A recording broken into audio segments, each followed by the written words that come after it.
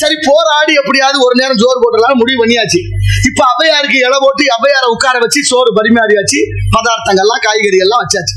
இப்ப அந்த அம்மா சாப்பிடாம உட்கார்ந்து இருக்கிற அவ்வையார். இவன் கேக்குற, அம்மா சாப்பிடுங்களே, ஏன் சாப்பிடாம இருக்கிறீங்க? அப்ப சொல்றா, காணக்கண் கூசுது, கையெடுக்க நாணுது, வீணுக்கு என்பெல்லாம் பற்றி எரிகின்றது ஐயையோ, அன்பில்லால் இட்ட அமுது. இத சாப்பிடுறதுக்கு கை வரமாட்டேங்குது, கை நான் கூசுது, இந்த உடம்புல எலும்பெல்லாம் பற்றி எரியுது. ஏன்? அன்பில்லாத அவ இட்ட அமுது, சாப்பிட பயமா இருக்குன்னா எந்திரிச்சு வந்துட்டா வெளியில.